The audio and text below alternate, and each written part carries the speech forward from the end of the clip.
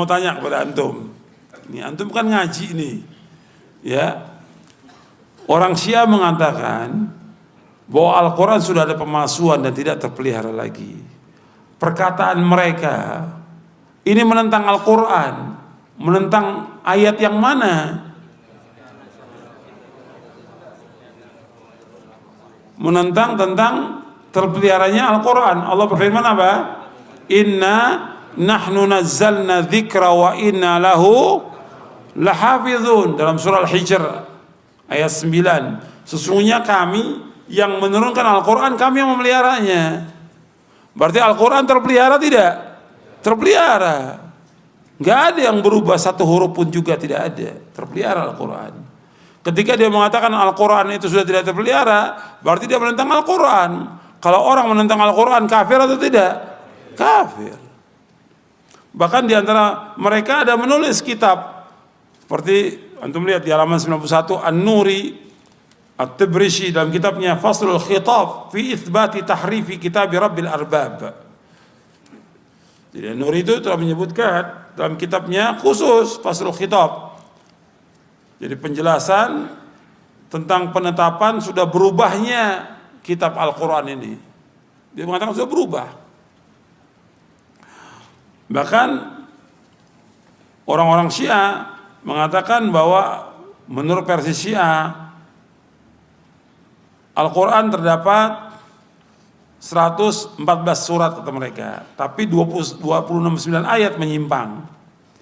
Ada yang mengatakan 112 surat. Dikurangi surat Muawiyadatain. Ada terdapat 115 surat, ditambah surat Al-Wilayah. Dan masih banyak lagi. Mereka mengatakan mushaf yang mereka punya mushaf Fatimah. Dari segini ini aja udah kafir mereka dari Al-Quran. Belum lagi yang lainnya kalau kita lihat. Jadi Syiah itu penentangannya dari semua segi ya. Dari Al-Quran mereka sudah menyimpang. Dan ini dalam kitab-kitab rujukan mereka itu ada penjelasannya tentang penyimpangan Al-Quran. Kemudian juga i'tiqad mereka tentang sunnah, mereka nggak mau terima sunnah kecuali yang datang dari imam mereka. Jadi kalau sunnah mereka kitabnya rujukannya bukan Bukhari, Muslim, Abu Dawud, Tirmidzi, bukan. Rujukan mereka kitabnya Al-Kafi, Al-Istibsar, Malihadirul Faqih, At-Tahdzib dan yang lainnya. Mereka nggak pakai itu. Mereka pakai kitab Sahih Bukhari atau Muslim kalau mereka berhujah untuk menundukkan Ahlus Sunnah. Mereka pakai itu. Tapi selain itu mereka nggak pakai. Mereka nggak pakai tentang keadaan para sahabat yang disebutkan di Sahih Bukhari dan yang lainnya, nggak pakai mereka. Jadi mereka nggak, dari sunnah mereka sudah mengingkari sunnah-sunnah Nabi SAW. Mereka pegang kepada akwal siapa? Perkataan para imamnya mereka. Kemudian juga keyakinan mereka tentang imamah. Ini imamah menurut mereka sebagai rukun iman bagi mereka. Imamah itu bagi mereka termasuk rukun iman. Kalau kita rukun imannya ada 6, rukun iman kita ada 6. Benar nggak nih? Rukun iman kita ada 6. Jangan bengong ngaji bengong. Betul, rukun iman kita ada 6. Coba sebutin. Iman kepada Allah, malaikat, kitab-kitab, rasul-rasul, iman kepada yaumul akhir, iman kepada takdir baik dan buruk. Kalau Syiah, mereka rukun imannya kepada tauhid, kepada nubuwah, kepada imamah, kepada keadilan dan kepada ma'ad. Ma'ad itu artinya hari akhir. 5. Tauhid, nubuwah, tauhid juga mereka tafsirkan menurut seenaknya mereka tauhid itu. Sama seperti Mu'tazilah, memahami tauhid artinya mengingkari nama dan sifat Allah. Itu tauhid mereka bilang. Mu'tazilah menyebut tauhid tapi artinya mengingkari asma wa sifat. Begitu tentang Syiah. nubuah, kenabian, imamah, rukun iman, wajib imamah. Ini termasuk rukun Islam, rukun iman, imamah. Kemudian juga kalau rukun Islam, mereka ada istilahnya al-wilayah. Wilayah itu wilayahnya imam, loyalitas kepada imam. Ini juga udah kufur yang seperti ini, mengingkari rukun Islam, mengingkari rukun iman. Kemudian juga mereka mempunyai keyakinan kepada imam. Imam itu maksum. Imam maksum. Kalau menurut Ahlussunnah yang maksum siapa? Para nabi dan para rasul alaihi wassalam. Imam enggak maksum, tapi kalau bagi mereka imam itu maksum, enggak pernah salah bagi mereka. Ini udah sesat ini, pemahaman seperti ini. Jadi mereka imam itu bisa bebas melakukan apa saja. Sama seperti Tarekat Sufiyah mengatakan wali-wali itu maksum, sama. Jadi kesamaan, kalau kita lihat kesamaan Syiah itu sama dengan Tarekat, sama dengan yang lainnya sama. Makanya kalau kita lihat kubur-kubur yang disembah di muka bumi ini, pertama kali yang membuat kubur disembah itu Syiah pertama kali. Mengikuti siapa? Mengikuti Yahudi dan Nasrani. Baru setelah itu diikuti oleh apa? Tarekat Sufiyah. Sebab di Syiah itu ajarannya imam itu maksum, maka kuburan imam harus dibangun dan disembah oleh mereka, ditawaf kuburan imam itu.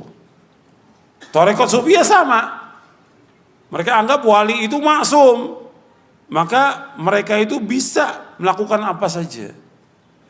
Ini sesat ini dan kufur. Bahkan di antara mereka mengatakan bahwa imam itu punya kedudukan lebih tinggi daripada para nabi dan rasul. Seperti keyakinan Syiah Itsna Asyariyah yang ada ini, Imamiyah, seperti Khomeini. Khomeini mengatakan inna min daruriyati madhabina anna li'aimati maqaman la yablughu malakun muqarrabun wa nabiyyun mursal. Sesungguhnya di antara yang paling penting dalam mazhab kami, mazhab Syiah, bahwa imam itu punya kedudukan yang tinggi. Dia lebih tinggi daripada malaikat yang dekat dengan Allah dan lebih tinggi daripada rasul yang diutus. Kalau sudah begini kufur tidak? Kufur. Itu ada di bukunya Khomeini. Makanya disebutkan oleh para ulama, limadza kaffara al-ulama al-Khomeini. Kenapa para ulama mengkafirkan Khomeini? Ini tokoh yang sesat dan menyesatkan. Kemudian juga mereka punya akidah bada. Bada itu artinya ada yang Allah tahu, ada yang Allah tidak tahu, tapi imam tahu. Bayangkan itu bada. Ini kufur sudah. Ini keyakinannya mereka, orang-orang Syiah. Bahkan lebih parah lagi, mereka katakan Husain itu, kan mereka pakai 12 imam. Dari mulai Ali, kemudian Hasan, Husain, dan anaknya terus 12 imam. Itu mereka katakan yang mereka paling ini kepada Husain. Bagi mereka tuh Husain segala-galanya bagi mereka. Maka keturunan itu dari Husain, Hasan gak ada keturunannya. Kata mereka yang punya keturunan itu Husain, yang mulia itu Husain, Hasan tidak. Karena apa? Karena Hasan menyerahkan kekuasaan kepada siapa? Kepada Muawiyah pada tahun 40 Hijriah yang dikatakan Amul Jamaah. Karena Nabi sudah sebutkan waktu Hasan Husain masih kecil, Nabi sudah sebutkan. Kata Nabi bahwa inna hadza sayuslihu inna ibni hadza sayuslihu fi'ataini 'azimataini minal muslimin. Bahwa anakku ini, maksud cucuku ini akan mendamaikan dua kelompok yang besar nanti. Dibuktikan dengan Hasan mendamaikan, menyerahkan kekuasaannya kepada Muawiyah untuk menghentikan pertumpahan darah. Dan itu dipuji oleh Nabi SAW. Waktu itu Hasan masih kecil. Dan terbukti pada tahun ke-40 Hijriah yang dikatakan Amul Jamaah. Maka orang Syiah nggak senang dengan Hasan. Meskipun masuk sebagai imam, anak turunnya nggak boleh. Yang boleh dari mana? anak turunnya Husain aja. Jadi kalau bilang mereka ini senang kepada Ahlul Bait, menghormati Ahlul Bait, ini dusta, kadzab mereka. Makanya kata Imam Syafi'i dan juga kata Syekhul Islam, orang yang paling dusta di muka bumi ini orang Syiah. Maka jangan percaya pada orang Syiah selama-lamanya sudah. Karena mereka punya ajaran apa? Taqiyah. Bohong. Bagi mereka, bohong itu hukumnya wajib bagi mereka. Wajib bagi mereka. Gak mungkin kalau ini Islam. Islam mengajarkan sejak kecil jujur. Maka diantara ciri Nabi Muhammad apa? Siddiq, jujur. Kemudian juga mereka gulu kepada imam-imamnya. Gulu mereka kepada imam-imam. Jadi imam itu maksum dan mereka menyembah imam-imam itu. Maka diantara mereka ada yang haji ke tempat imamnya, nggak ke Mekah mereka. Tanah suci mereka mana? Karbala. Tanah suci mereka Karbala. Karb wa bala. Karbala, karb kesulitan yang terus menerus. Bala ya musibah, bencana. Karbala. Karb wa bala. Makanya terus mereka mendapatkan bencana. Terus karab wa bala. Dibilang Karbala. Mereka mengatakan bahwa Karbala suci. Mereka ngambil tanah itu untuk sholat. Taruh di sini kalau sholat. Itu dari Karbala kata mereka. Kalau tokoh-tokohnya iya, tapi kalau yang awam tidak. Tapi kalau tokoh-tokohnya mesti bawa tanah itu.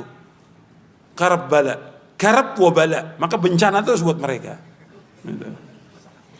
Maka akhir kehidupannya banyak yang gila mereka. Karab wa bala. Karena mereka mencaci maki para sahabat, dan bagi mereka mencaci maki sahabat merupakan apa? Agama, sebagaimana taqiyah agama. Kata mereka, at-taqiyatu dini wa dinu abai, kata mereka. Dalam kitab mereka bahwa taqiyah itu adalah agamaku dan agama nenek moyangku. Wajib taqiyah. Begitu juga mereka mencaci maki para sahabat merupakan agama, wajib bagi mereka. Karena mereka berpendapat bahwa sesudah wafatnya Rasulullah, para sahabat semuanya murtad. Kecuali yang nggak murtad, Ali bin Abi Thalib, Salman Al-Farisi, Abu Dzar Al-Ghifari, dan yang lainnya berapa orang. Semuanya murtad. Berarti mengkafirkan siapa? Para sahabat. Yang paling mereka benci, dua orang yang dicintai oleh Allah dan Rasulnya. Siapa? Abu Bakar dan Umar. Nggak mungkin mereka ini orang Islam, nggak mungkin. Kalau orang Islam mesti mencintai siapa? Sahabat Abu Bakar dan Umar. Kita tadi sudah bahas hadis bahwa Nabi menyuruh kita mengikuti siapa?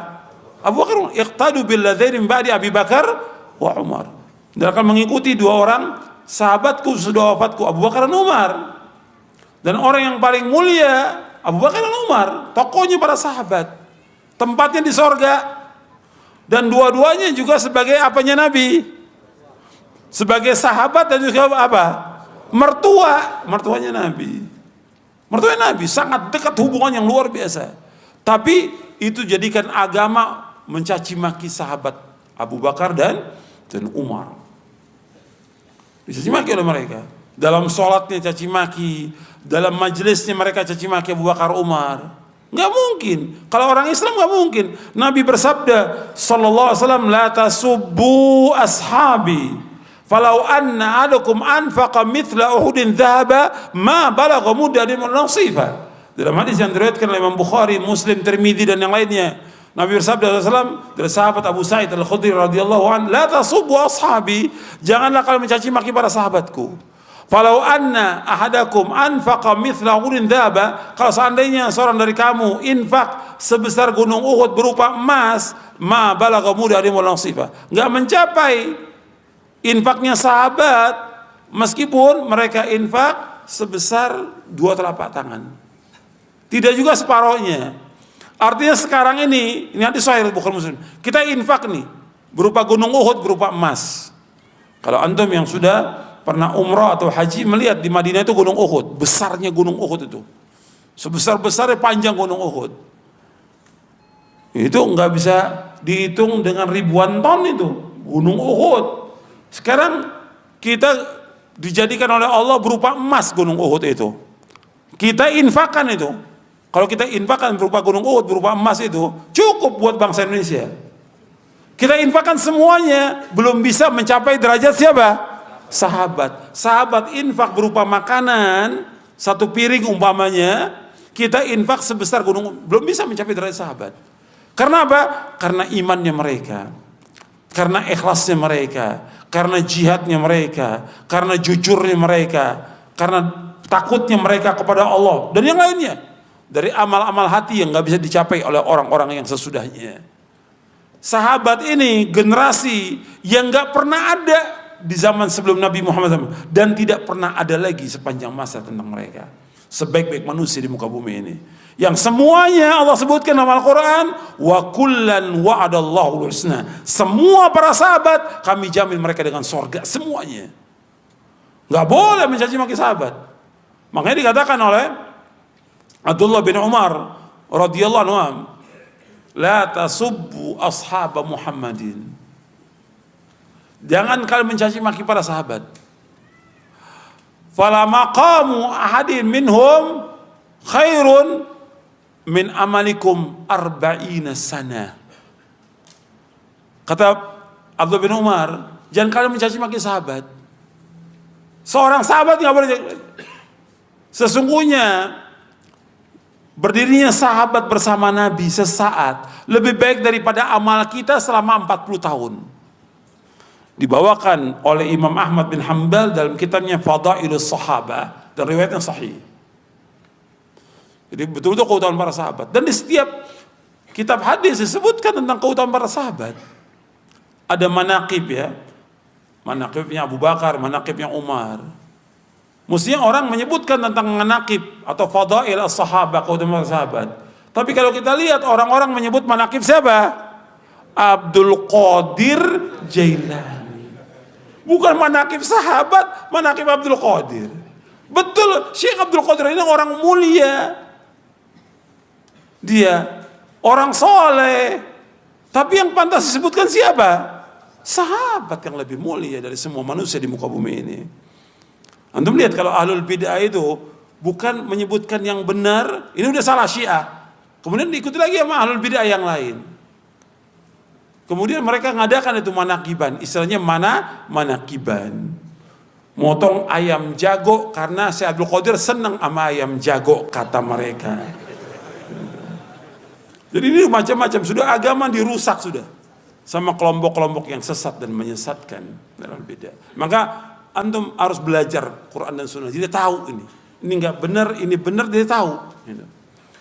Jangan diikuti, jangan dibela. Makanya juga harus, ini jadi peringatan juga nih buat semuanya, ya buat antum, buat juga para ustadznya, para dai, para penceramah, para kiai, termasuk para pejabat juga di Indonesia. Ini Syiah sesat, jangan dibela. Jangan diizinkan mereka mengadakan acara-acara yang sesat dan menyesatkan. Seperti Asyura, sesat dan menyesatkan. Mereka mengadakan acara Asyura. Tentang terbunuhnya Husain, mereka menangis, meratap. Pakai akal yang waras aja nggak bisa diterima. Mereka meratap dengan memukul dirinya. Coba kalau orang kafir lihat, oh Islam kok begitu, saya nggak mau masuk Islam. Nanti dilukai tubuh saya, kata mereka. Iya tidak? Ini nggak masuk di akal, di agama nggak ada, apalagi akal. Mereka ini paling bertentangan dengan akal manusia. Orang Syiah, orang yang paling bodoh di muka bumi, paling bohong dan paling bodoh. Tapi kalau kita lihat dalam muamalah, paling jahat Syiah itu. Khawarij dan Syiah paling jahat karena mereka menghalalkan darah kaum muslimin dan menghalalkan harta kaum muslimin sepanjang sejarah. Kita melihat para ulama Ahlussunnah dibunuh oleh siapa? Oleh Syiah. Ketika Khomeini revolusi Iran pertama kali merebut kekuasaan Iran, yang dibunuh siapa pertama kali? Ulama Ahlussunnah yang dibunuh. Dihancurkan masjid-masjid sunnah oleh Khomeini. Makanya itu hati, Syiah ini nggak bisa ditoleransi. Maka pejabat juga harus paham tentang Syiah ini.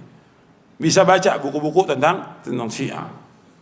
Sesat dan menyesatkan, bahkan kafir, merusak Islam dan kaum muslimin. Nggak bisa ditolerir. Belum lagi ajaran mereka yang menghalalkan zina. Apa ajaran mereka menghalalkan zina? Mut'ah. Jadi nggak perlu pakai wali, nggak perlu pakai apa, senang perempuan zina.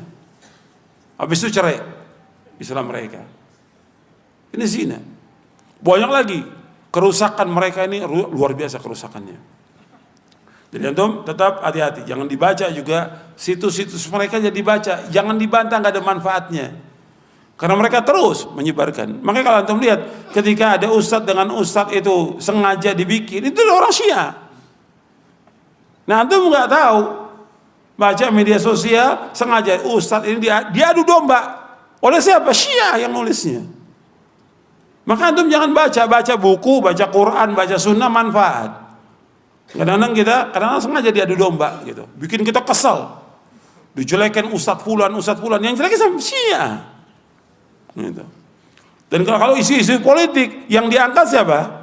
Syiah. Ini kalau kita nggak milih ini, nanti Syiah merajalela. Sama aja antum pilih ini sama, Syiah juga merajalela. Salahnya dan bodohnya ini didukung oleh siapa? Ustadz. Masa ustadz ikut milih, dukung partai politik? Ya nggak bener dong.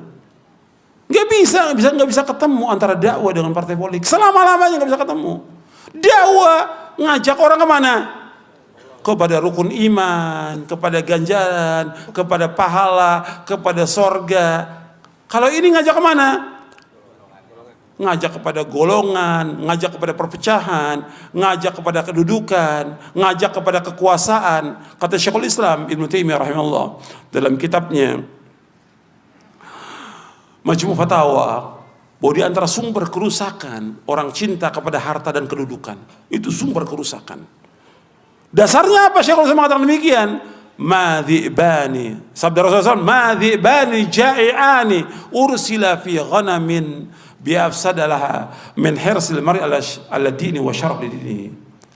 Dua serigala yang dilepas di kerumunan kambing itu tidaklah lebih merusak daripada ketamakan manusia kepada harta dan kedudukan yang merusak agamanya. Hadis sahih riwayat Ahmad, Tirmidzi dan yang lainnya. Itu lihat, kalau orang sudah punya kedudukan, jabatan, semua rusak sudah. Betul nggak? Kenyataan. Kalau udah punya jabatan, kedudukan, dirusak semuanya oleh dia. Ya agamanya dia rusak, keluarganya dia rusak, agama dia rusak, umat juga dia rusak oleh dia. Bahkan teman-teman dia yang dekat pun dirusak oleh dia. Nggak cukup menjatuhkan, nggak cukup. Tapi dia berpikir bagaimana supaya temannya itu mati. Gitu. Atau di penjara, iya tidak? Itu jahat. Ini kedudukan, berbahaya. Makanya ketamakan itu nggak akan ketemu kita. Antara dakwah dengan yang seperti ini nggak akan ketemu selama-lamanya. Kita kembali kepada tadi. Jadi Syiah ajarannya itu sesat dan menyesatkan. Kalau kita lihat lagi, sahabat-sahabat dicaci maki yang mulia.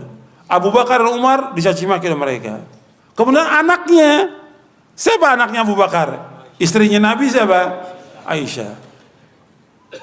Anaknya Umar, istrinya Nabi siapa? Hafsah. Dua-duanya juga dicaci maki. Istri Nabi yang lain gak dicaci maki, dua dicaci maki. Ini berarti bukan dari Islam. Makanya ajaran Syiah, agama Syiah didirikan oleh siapa?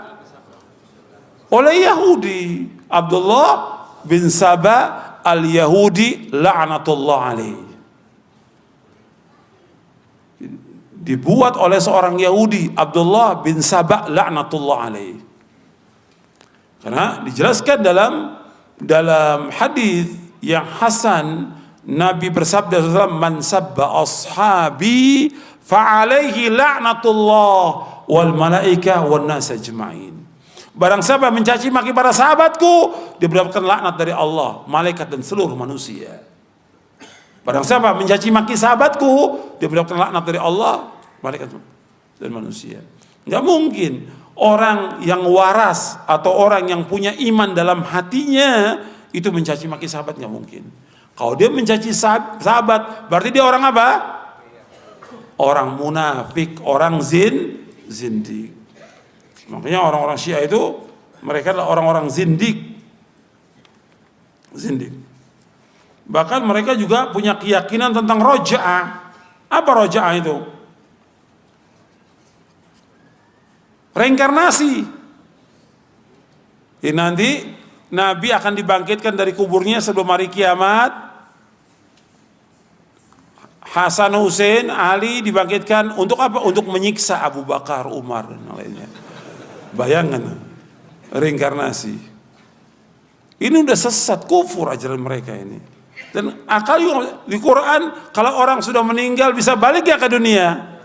Nggak bisa. Quran mengatakan min waraihim barzakhun ila yaumi yub'atsun. Di belakang mereka ada barzah sampai hari dibangkitkan.